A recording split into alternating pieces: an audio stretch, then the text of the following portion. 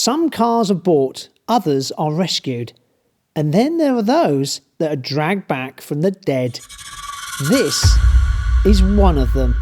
I'm here with Dave, who is a man who spent 2 decades restoring a £450 pile of scrap that's now a stunning 1965 Alfa Romeo Giulia Spider. So Dave, how on earth did that happen?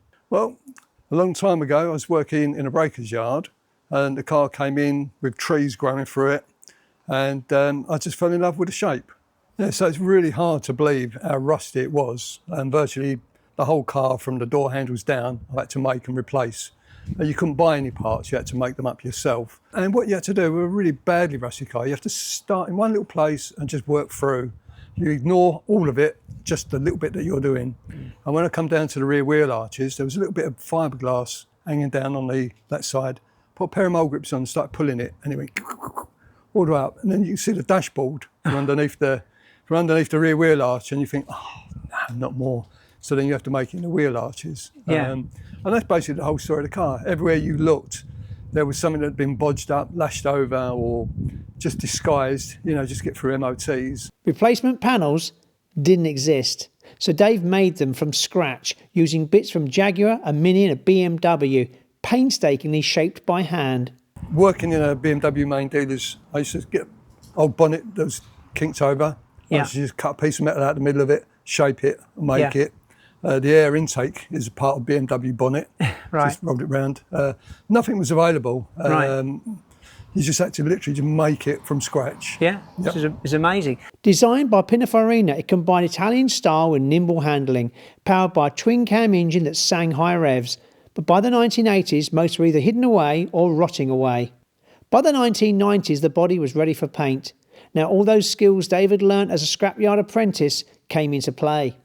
Now, to paint it, though, you found some red somewhere. Where did you find it? Yes, I did. It had been resprayed very badly over the years. And basically, I took the dashboard apart. Yeah. And underneath that was a perfect piece of unmolested paint. No UV rays, no polishing, no painting. So initially, I thought I'd like a darker red. But I went with a proper colour. And I'm glad I did, because I think it's a beautiful colour. It is. Absolutely. It looks fantastic in the sunshine. Yeah, it blings wherever you park it, you can't miss it. But the colours are so exact. Yeah. There's nothing in it. You could literally blend one or either of the colours into a panel, and you'd never ever know. That's it was brilliant. really quite good. Yeah. So I was quite lucky with that. So that moment when you first drove it out the garage in 2003, drove it down the road on the way to your first show, that must have been an amazing feeling. It was actually incredible, absolutely incredible. First outing, National Alfa Day, where Dave won Best Hands-On Restoration. Then, at the AROC Classic Car Live stand, he took home Best Sports Convertible. Definitely the way to do it, to get all the mechanicals done and dusted. Yeah. Get an MOT on there, you know where you're going, so that you know that when you make it nice and shiny, you just go, just do whatever you want to be doing. It's painstaking, but it's worth it in the end, isn't it? You say, you've got all that one moment together rather than bits, things. Yes. Well, I mean, you see lots of,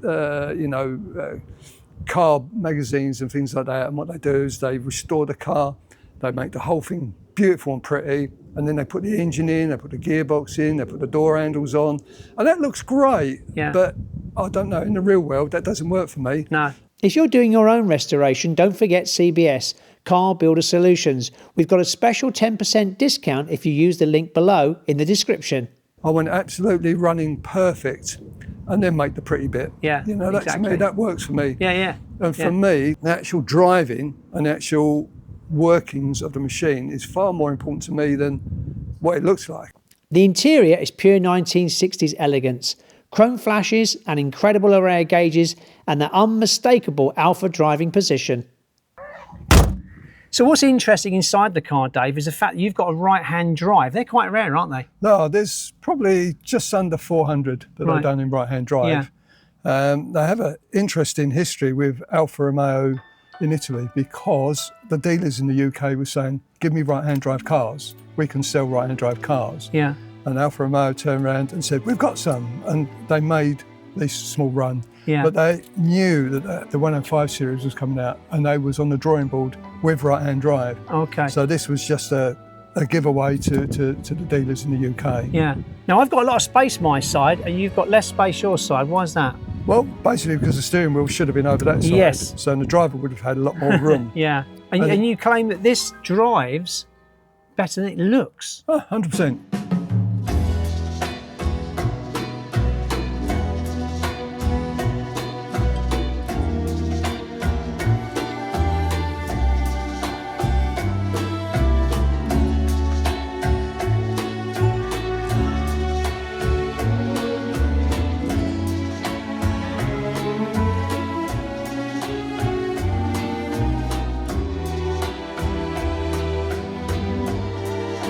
Tell us about your road trips. I've done so many. I've been to Italy three times.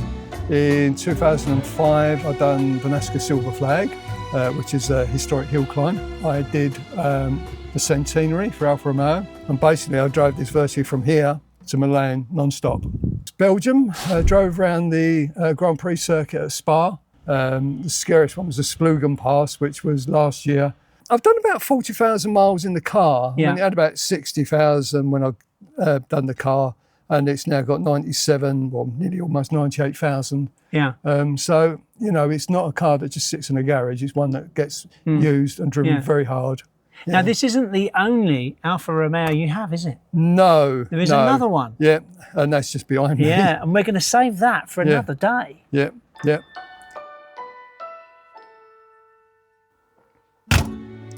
From a 450 pounds rust bucket to a European showstopper.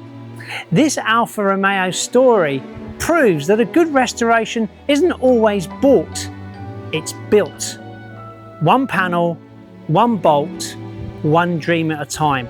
Don't forget to like and to share and let us know what you think of this Alfa Romeo, but make sure you subscribe so you never miss an episode of Classic Car Stories.